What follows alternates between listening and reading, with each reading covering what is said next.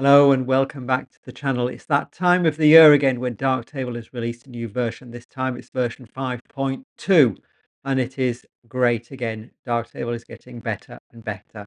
Thank you to all the developers.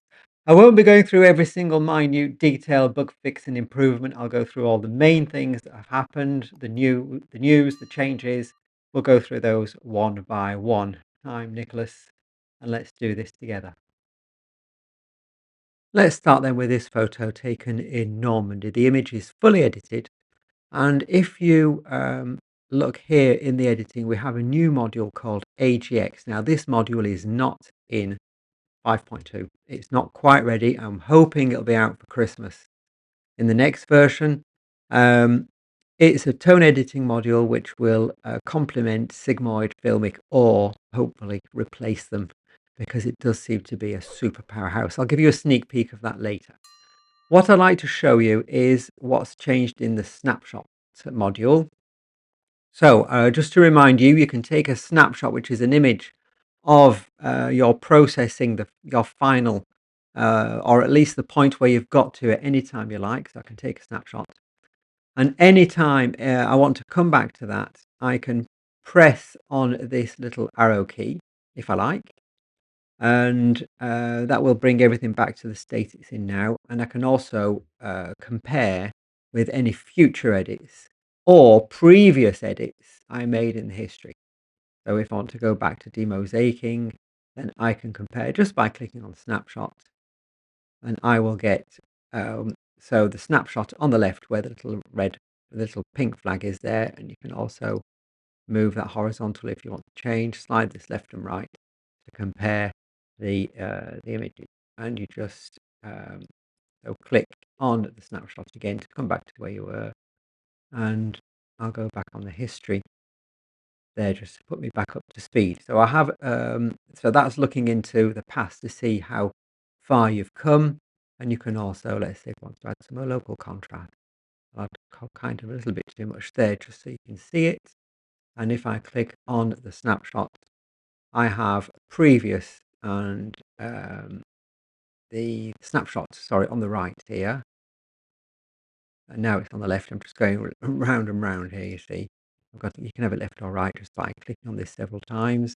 So I have the previous one on the left, which is what I like, and the actual one with the local contrast added here on the right. And I'm sliding left to right.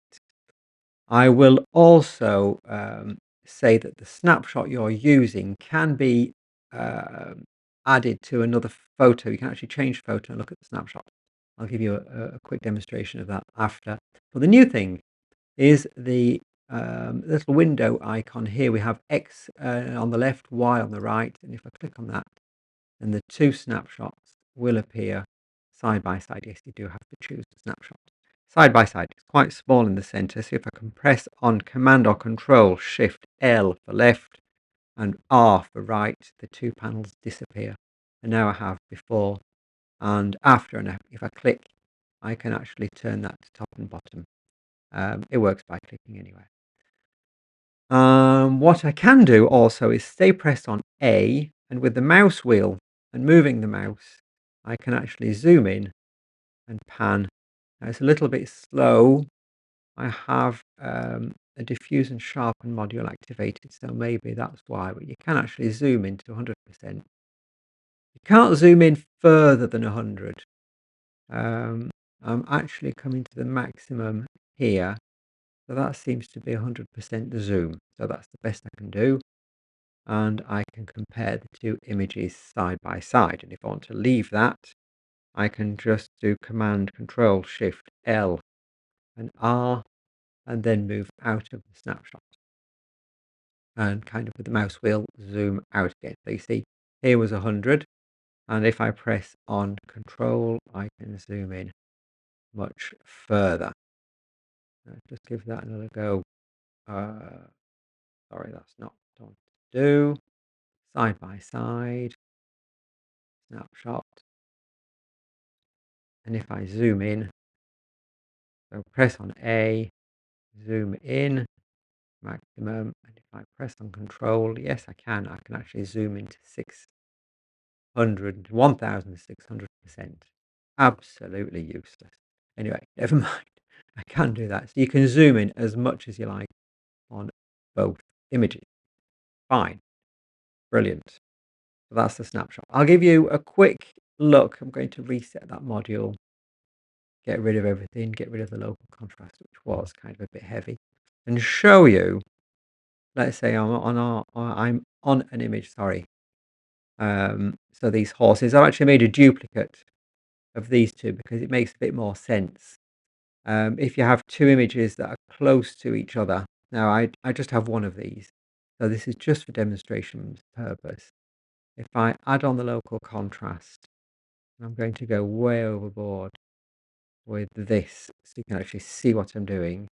If I take a snapshot, I can actually, I'll do backspace to change. So now I'm on the previous photo, which is the same one. And here in the snapshots, you can see a little arrow, which means that the snapshot is not from that particular photo, but you can still click on it and get the side-by-side view or get the overlay view on both. There we are. So that does work. Snapshots work from one image to another. So that's kind of an overhaul, an overview of the snapshot module with the new controls integrated. Okay, I've removed all those snapshots, back to a single image. Now we also have some improvements in the export module. So you remember the export module enables you to export files wherever you like in whatever format. And you can add stuff and you can make presets.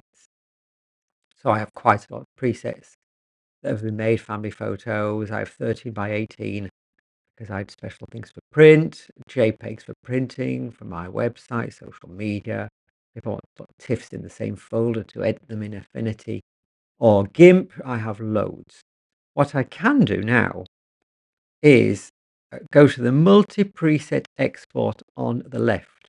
Now, just while I'm here, the export module, which is in the darkroom, is exactly the same one as the export module in the light table. I just have one on the left here, and it's on the right in the light table. It is the same module. So if I click on multi-preset export, I can actually choose several places if I want to put it in the let's say I want to put it TIFF for print and I want to put it for my website and social media, all three at the same time. And I can click on Start Export and that will export all three at the same time. So it's a time saver, really. What is interesting is if I go to another photo and I go to multi-preset export, the choices here have been kept.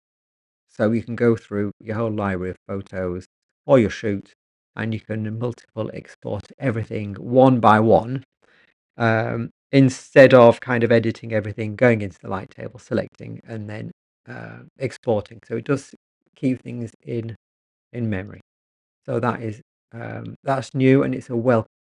Now we also have some improvement in the color RGB module. So I'll make another instance of that. And in the four ways tab, if you remember, we have in these color pickers, we can choose a color if you want to neutralize color casts.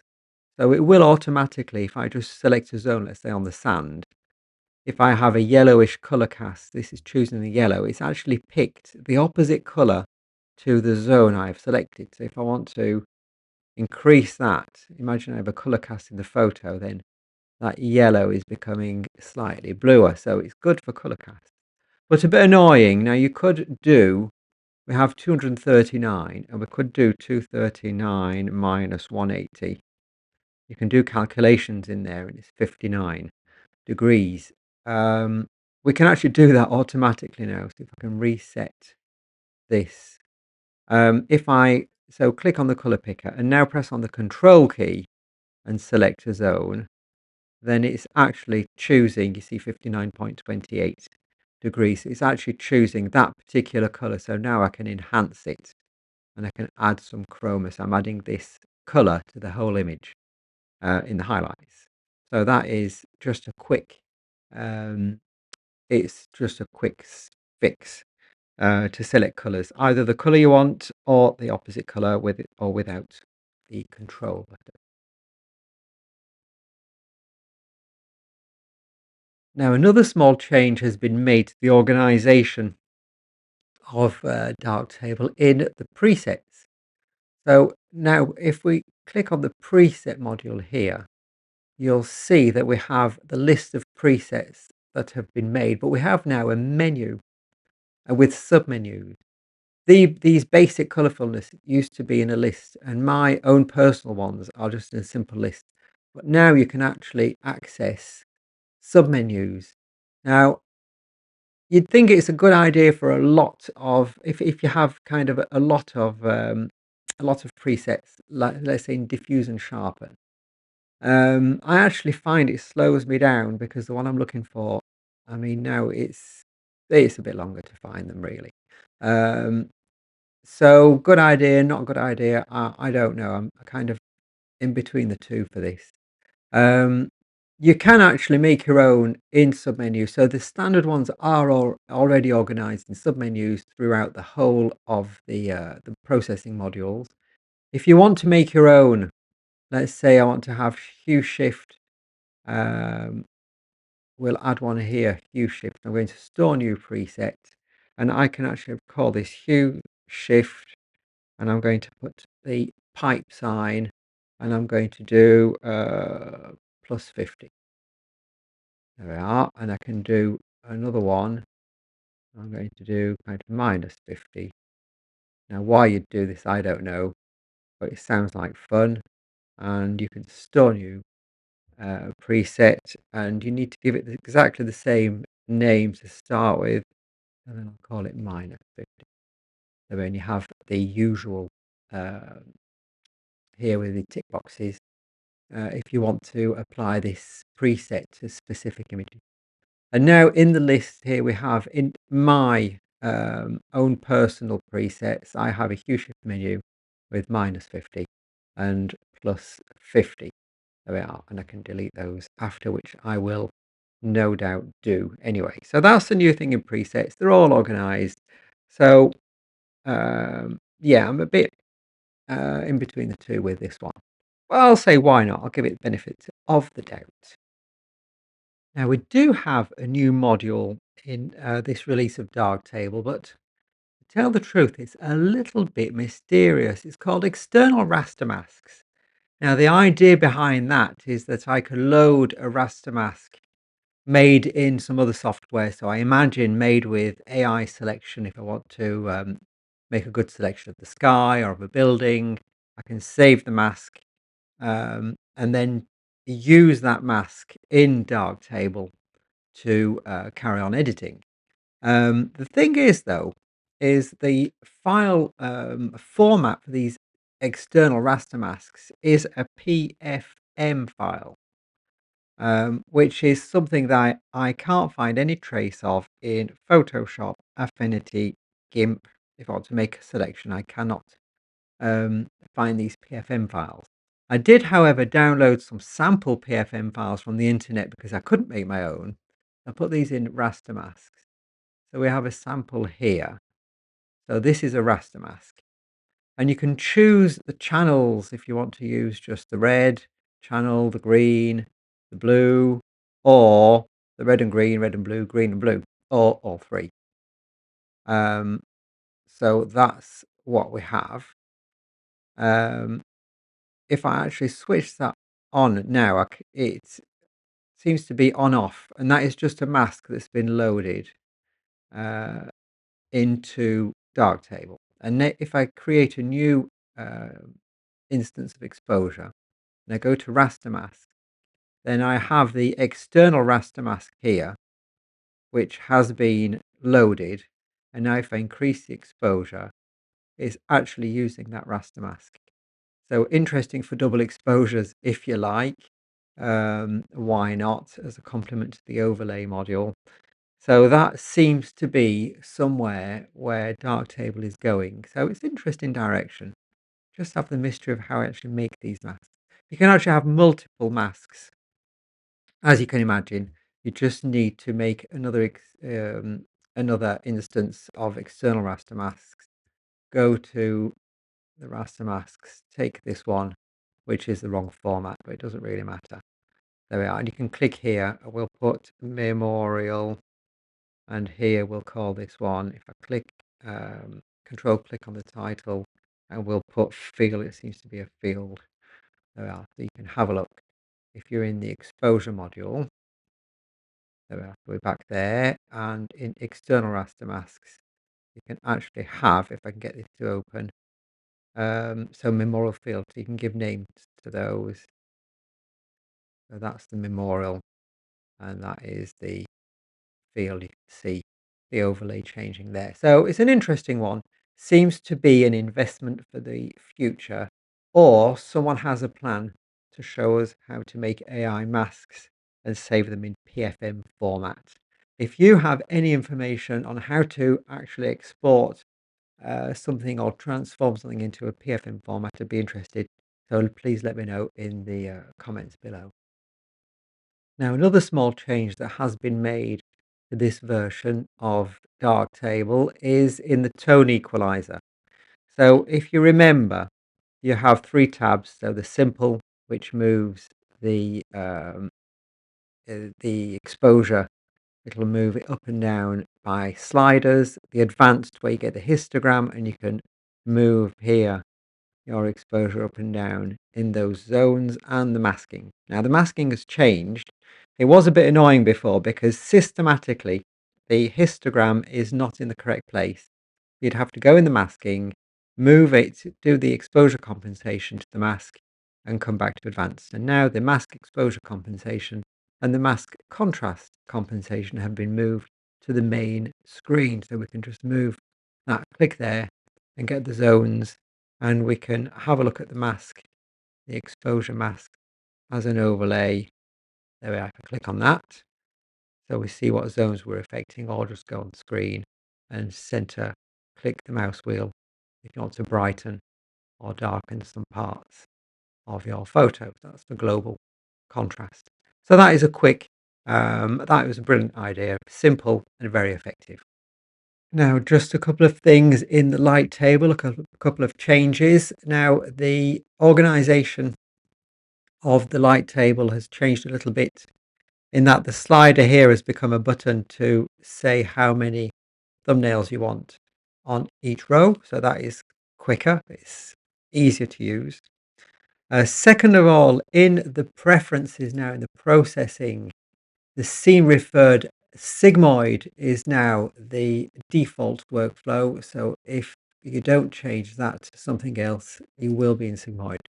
I changed to filmic because I still have a preference for filmic, but that's very personal. And the last thing is the metadata editor for the light table. So if I pick a photo, then you have the title, description, creator, publisher, and rights, which are there by default. But now if you go into the menu, and if you should do edit this preset, if you go to preferences, you have here the list of the XMP tag names that are in the module, presented in the module, and you can add the ones you want, and the list is horrendously long. Let's try and make that a bit longer, a bit bigger. I'll do it the other way. There we are. So you have all the models from Canon and all the other brands. Canon, we have, if we go down, Fujifilm, we have just these EXIF image. If you know what you're doing, this can be useful. If you're like me, you don't know what you're doing, then you can just go through them and see what's possible. Minolta, Nikon, Olympus. We have them all. We have Exist Photo, the raw developing software. You can pick one if you want. Photographer. Okay, let's add that one to the list. Subject location. Let's add this. And I don't know, it could be anything. It could be one that's particular to your camera brand. Let's try one on Fujifilm. Because that's what I'm using. And I don't know, focus setting, focus point, focus mode. Let's try that at focus mode. And what we have here now, if I click on save, is we have these metadatas that can be now modified. You can add them, you can save your own presets, um, and you can also remove them from um, the actual page. I'm going to actually do something. I'll change one. You see, if I put me, photographer me, on this photo here, then obviously that is just for that photo. And now if I go to preferences and if I do click away the visible, and so we have visible and private here.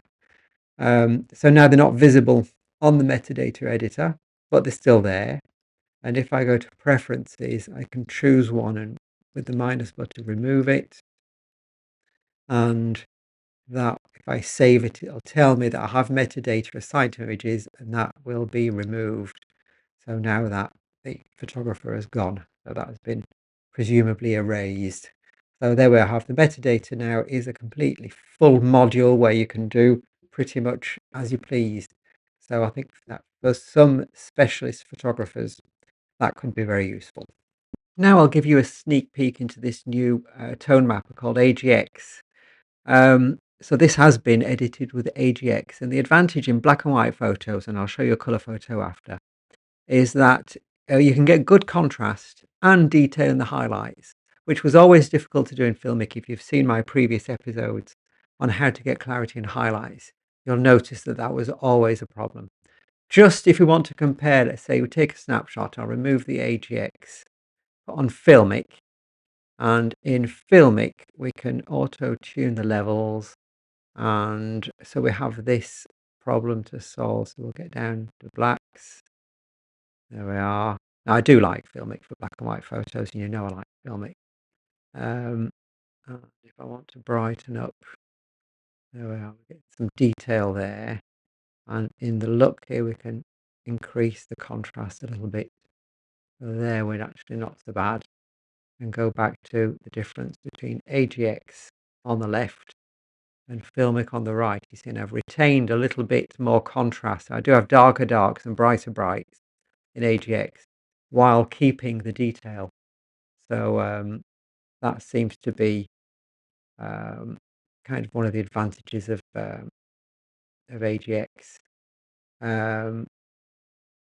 Now, if I do sigmoid, which for me is a bit of a catastrophe in black and white, because the controls kind of just one control, which is contrast, and then you can kind of do a secondary, very slight control with skew, kind of not so good for me. But I mean, tastes will vary, but I do get kind of more detail, more gradation. I get kind of better and quicker access to what I want in AGX. Now, this is like the flight deck of a Boeing airplane.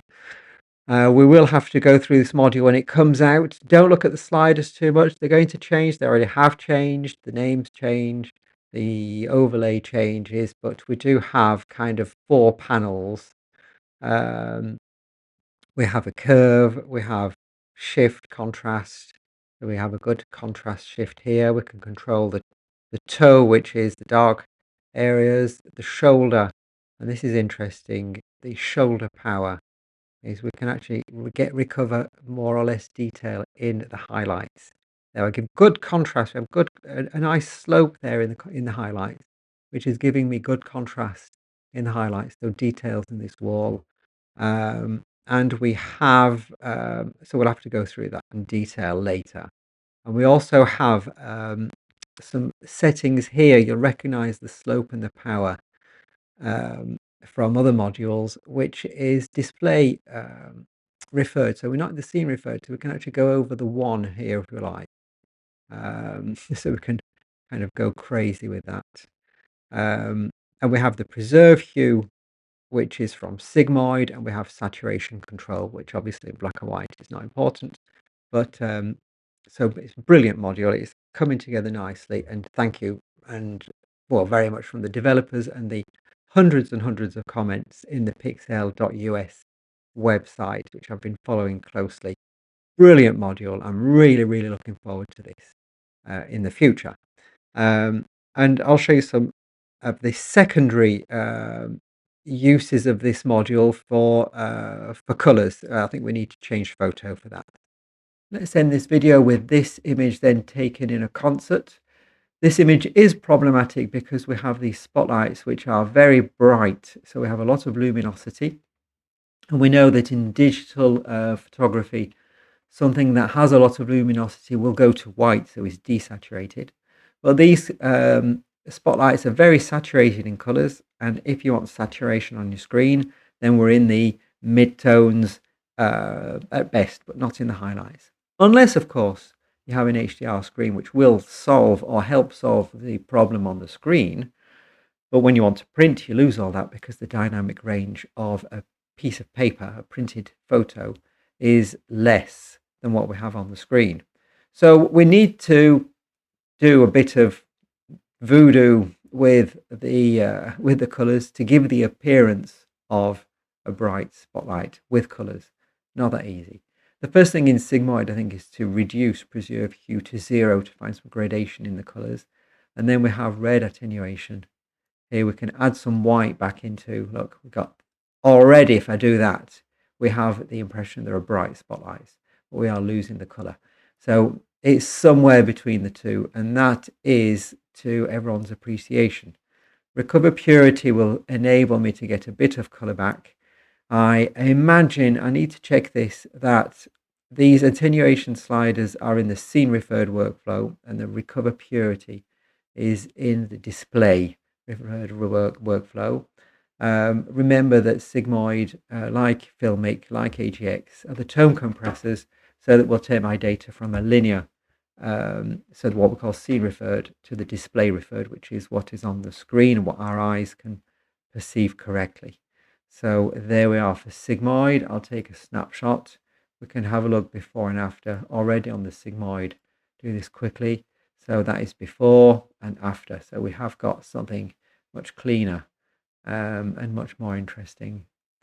Okay, so that is sigmoid. Let's get that back and remove that and go to AGX. AGX is similar. Notice that preserve hue is by default on 0, whereas on sigmoid it was on 100. So that's interesting. I'm not going to touch the contrasts. I can obviously do better, but I just want to go quickly and show you the primaries. We have red attenuation, green and blue, and the rotations like in sigmoid. Recover purity, same thing. And here we have what is new, the reversals. And these reversals, for me, I'm going to think it's the same logic. All these reversals are in the display referred workflow, and these are in the scene referred. So if I attenuate red and blue, so something very similar to sigmoid, then I will be able to reverse that attenuation, but color channel by color channel, which gives me much more control over what I'm doing, more control than in sigmoid, which doesn't mean that the results will be better. It just means that the more of the control you have, then the better chances you have of obtaining the look you wanted. So that is a quick look at primaries, but I do need to work on that before I actually make a presentation. That was, so sigmoid here, we have AGX there, we have a little bit of color banding here, where I'm sure we could get rid of that. So there we are, the two modules side by side, the new AGX module. Well, that concludes this video, and I will say a last thank you to all the developers, the support team, the contributors, everyone who helps, finds bugs, gives ideas. There's a whole community, a very active community, that helps and enables these releases of Darktable to come out regularly. So thank you to them. Thank you also to you who have stayed to the end of this video. Yippee! So thanks very much for watching and listening to me. I'm very grateful. Well, I will say goodbye to you all, and I hope to see you all soon then.